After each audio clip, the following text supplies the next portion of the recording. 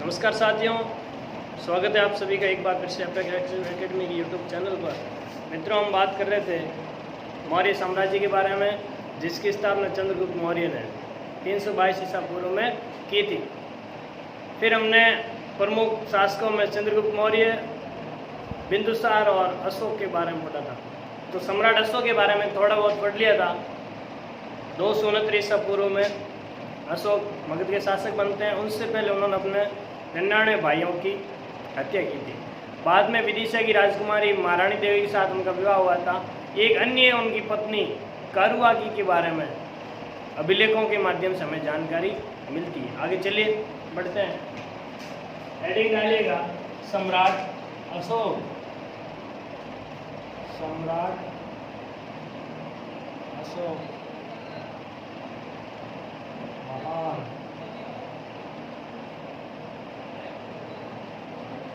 अशोक के बारे में हम लोग पढ़ रहे थे। आगे बढ़ते हैं मित्रों। अशोक ने शासक बनने के 7वें साल में राज्याभिषेक के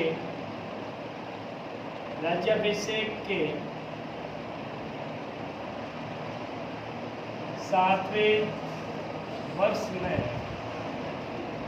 अशोक ने कश्मीर को जीता। 7वें वर्ष का मतलब है इनका जो राज्याभिषेक था 269 ईसा पूर्व में हुआ था। तो 7वें वर्ष का मतलब 263 ईसा पूर्व। श्रीनगर जो जम्मू कश्मीर की राजधानी, श्रीनगर की स्थापना अशोक ने की थी।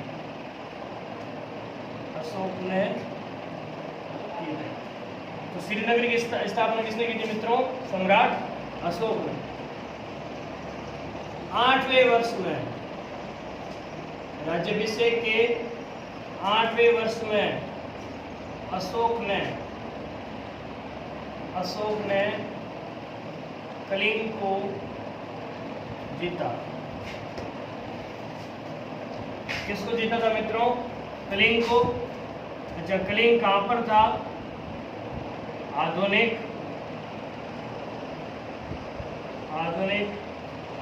ओडिशा राज्य। वर्तमान में जो ओडिशा है उसे पुराने समय में क्या कहते थे? कलिंग कहते थे। राज्याभिषेक के 8वें वर्ष में बोले तो 261 ईसा पूर्व में अशोक ने कलिंग के ऊपर आक्रमण किया और इस कलिंग क्षेत्र को जीत लिया था।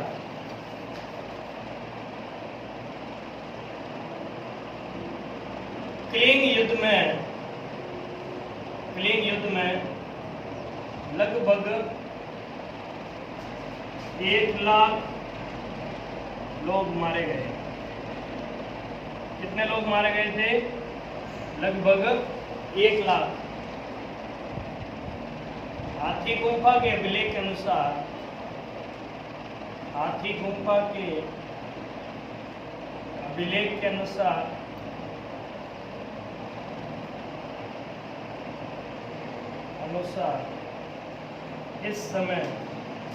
किस समय जब कलिंग के ऊपर अशोक का आक्रमण हुआ था, कलिंग का शासक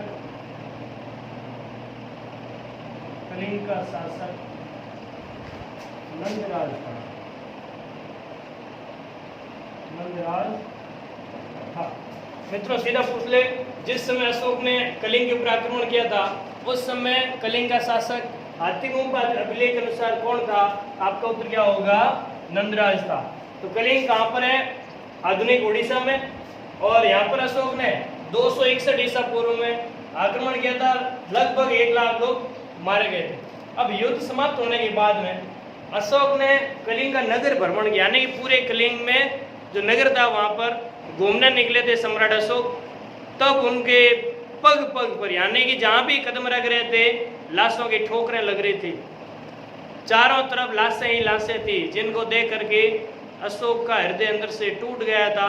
अशोक को अपने आप के किए हुए कार्य के ऊपर बड़ा दुख व्यतीत हुआ था। उसके बाद में सम्राट अशोक ने शपथ ली कि मैं भविष्य के अंदर कभी भी दोबारा युद्ध नहीं करूंगा। तो किस युद्ध के बाद सम्राट अशोक ने कभी युद्ध न करने की प्रतिज्ञा की थी? तो कलिंग युद्ध के बाद। सीधा क्वेश्चन आ जाए, भारतीय इतिहास का वह शासक जिसने कलिंग युद्ध के बाद में या फिर दोबारा कभी युद्ध न करने की शपथ ली थी, तो कौन सा शासक था मित्रों? सम्राट अशोक। इस युद्ध के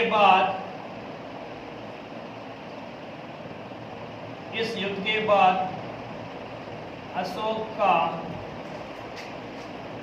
का हृदय परिवर्तित हो गया, बदलाव आ गया तथा कभी युद्ध न करने की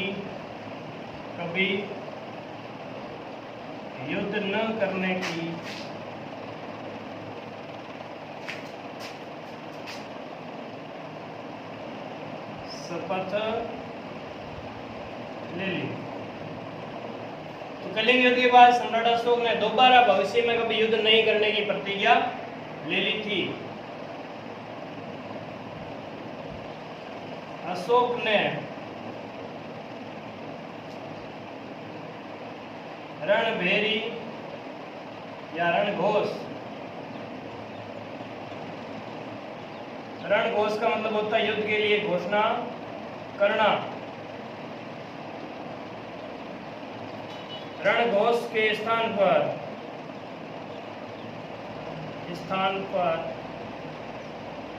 धम्मघोष की घोषणा करती है।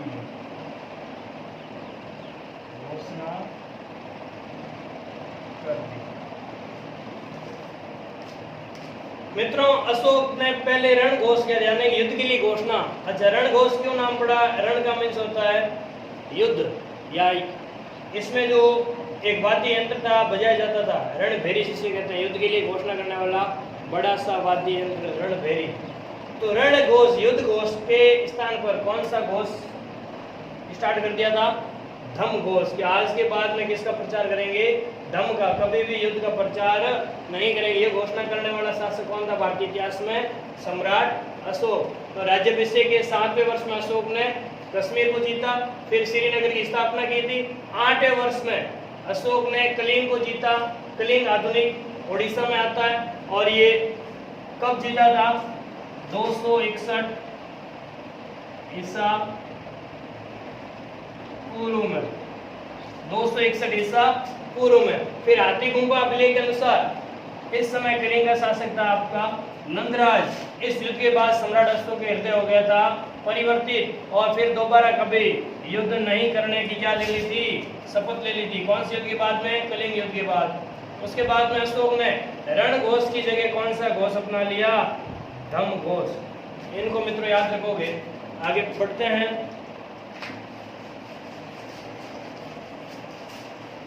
वह व्यक्ति जिसने राजा बनने से पहले अपने 99 भाइयों की हत्या की थी, लेकिन उसका हृदय परिवर्तित नहीं हुआ था। लेकिन कलिंग में मारे गए 1 लाख लोगों की मौत पर उसे दुख हुआ था, उसने युद्ध नहीं करने की शपथ ले ली थी। और यही शपथ और इसके बाद में जो किए गए कार्य थे, उनकी वजह से अशोक भारतीय इतिहास में हमेशा के लिए महान शासक बन गया। उपगुप्त के कहने पर, किसके कहने पर मित्रों? उपगुप्त के कहने पर अशोक ने बौद्ध धर्म स्वीकार कर लिया। पिछले टॉपिक के अंदर हमने चर्चा की थी कि भद्रबाहु के कहने पर चंद्रगुप्त मौर्य ने जैन धर्म स्वीकार कर लिया था। उसी प्रकार उपगुप्त के कहने पर अशोक ने कौन सा धर्म स्वीकार किया है? बौद्ध धर्म। अब बौद्ध धर्म स्वीकार किया, तो इससे पहले कौन सा धर्म था उसकी जानकारी देता है राजतरंगिणी। राजतरंगिणी के अनुसार, राजतरंगिणी के अनुसार बौद्ध धर्म स्वीकार करने से पहले, बौद्ध धर्म स्वीकार करने से पहले अशोक शिव का भक्त था। किसका भक्त था मित्रों? शिव का भक्त था। सहमत आप कह सकते हैं। शिव जी को मानने वाला कौन था? अशोक। बाद में मानने लगे महात्मा बुद्ध को, बोले तो बहुत धर्म स्वीकार कर लिया। अब बात आती है अशोक का आध्यात्मिक गुरु कौन था? अशोक का गुरु कौन था मित्रों? मोगली पुत्र या मोगली पुत्र तिस। मोगली पुत्र तिस अशोक का क्या था? गुरु था। राज्याभिषेक के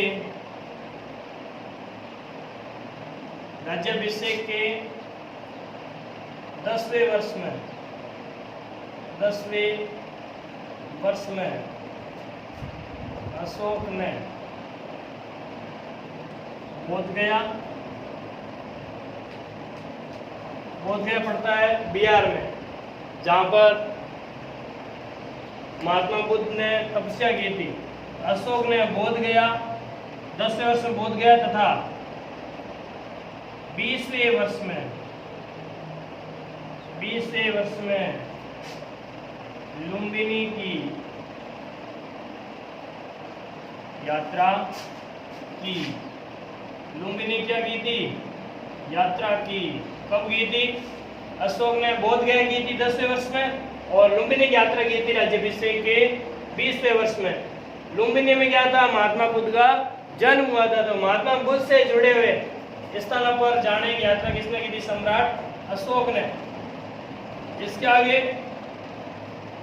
लुम्बिनी में अशोक ने जो कृषि कर खेती के ऊपर जो टैक्स लग रहा था उसको 1/6 से घटाकर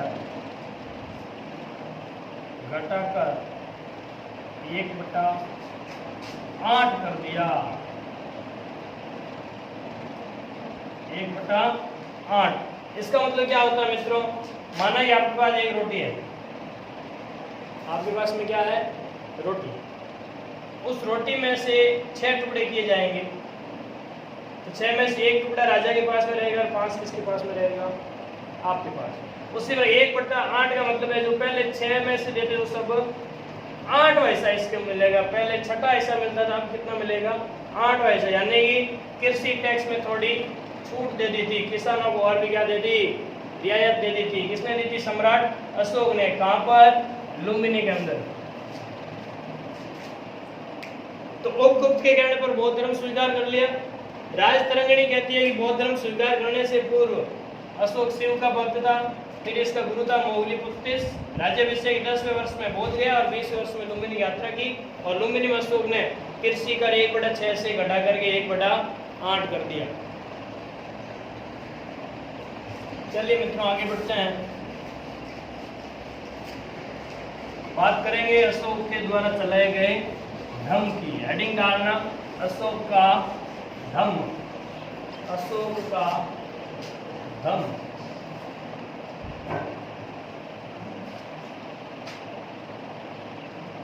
अशोक का धम्म। धम्म क्या होता है? धम्म शब्द धर्म शब्द नहीं, ध्यान रखना।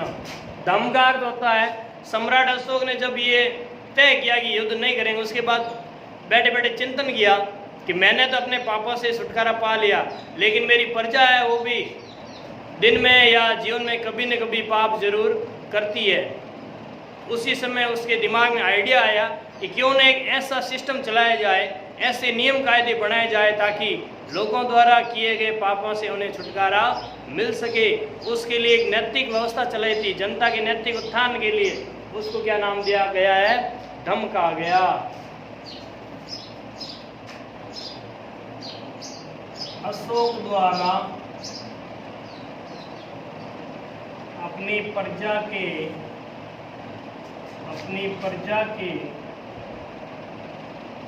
नैतिक उत्थान के लिए, नैतिक उत्थान के लिए बनाए गए नियम या बनाए गए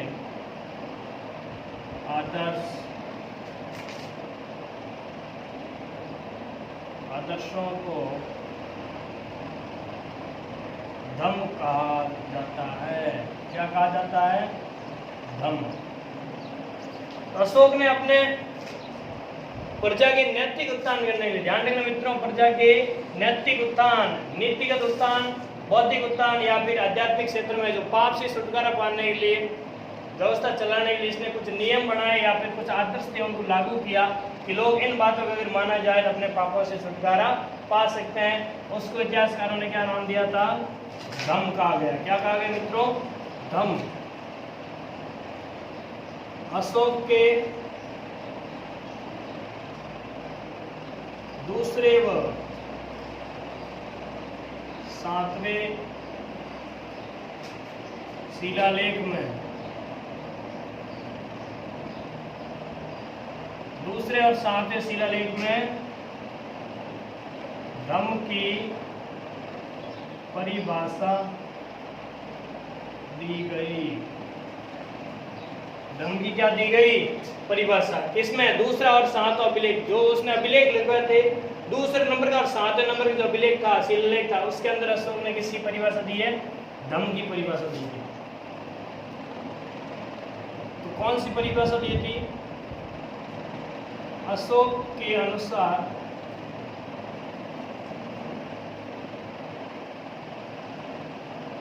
पापों से निवृत्त होकर, पापों से क्या होना है? आपको मुक्त होना है। दान, दया, सत्य व कर्म की शुद्धता ही धम्म है। अशोक ने धम्म की क्या परिभाषा दी थी? कि पापों से निवृत्त होकर के, जो पाप आपने किए हैं उन पापों से मुक्त होकर के आप क्या करोगे? दान, क्या करेंगे? दया और सत्य बोलोगे। इसके अलावा कर्म की शुद्धता, काम करेंगे वो कैसे होंगे? शुद्ध होंगे। ऐसा कोई कर्म नहीं होना चाहिए आपका जिससे किसी दूसरे व्यक्ति को तकलीफ पहुंचे, वही क्या कहलाएगा? धम्म कहलाएगा। कौन कह रहा है? अशोक। किसके माध्यम से कह रहा है? दूसरे और सातवें शिलालेख के माध्यम से। अब बात करें ये जो धम्म अशोक ने चलाया था, इसमें क्या क्या था? तो धम्म के आदर्श, धम्म के अंदर कौन कौन सी बातें कही गई थी? तो सम्राट अशोक ने धम्म के अंदर कौन कौन सी बातें कही गई थी उनके बारे में हम लोग चर्चा करने जा रहे हैं। तो मित्रों, अशोक ने खूब सारी बातें अपने अभिलेखों के माध्यम से धम्म का प्रचार करने के लिए कहा था। तब अशोक ने कहा था कि पाप न करना, जीवन में क्या नहीं करोगे? पाप नहीं करोगे। इसके अलावा चोरी न करना, हमेशा सत्य बोलना, उचित व्यवहार, आपका व्यवहार कैसा होना चाहिए? उचित होना चाहिए। भूखों को भोजन देना, जो व्यक्ति भूखा है उसे क्या दोगे? भोजन। धम्म ये भी कहता है कि जीवों के प्रति दया रखना, जीवों के प्रति दया भाव, यानी जीव जंतुओं की आप हत्या नहीं करेंगे। इसके अलावा माता पिता, गुरु व बड़ों का आदर करना, बड़ों का आदर करना और धम्म का प्रचार, ये सारी बातें किसमें कही गई है? अशोक के धम्म में। क्या क्या कहा गया है धम्म में?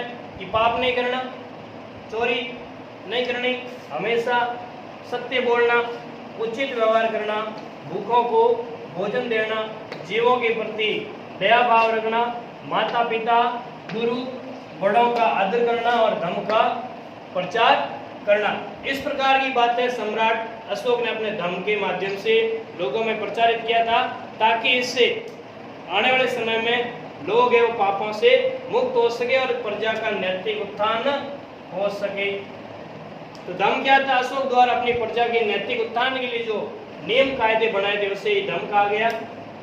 और इसकी परिभाषा इसने दी थी दूसरे और सातवें शिलालेख के अंदर। उसके अनुसार पापों से निवृत्त होकर के दान, दया, सत्य, कर्म की शुद्धता ही आपका क्या है? धर्म है। और धर्म में बातें कौन कौन सी? पाप नहीं करना, चोरी नहीं करना, सत्य बोलना, उचित व्यवहार, भूखों को भोजन देना, जीवों के प्रति दया भाव, माता पिता गुरु और बड़ों का आदर करना और धर्म का प्रचार करना।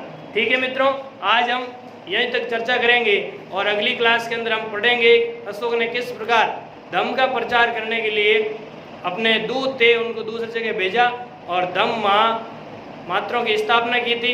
इसके आगे हम पढ़ेंगे कि जो अशोक का और मौर्य शासन का प्रशासन था उसके अंदर कौन कौन सी मुख्य बातें थी।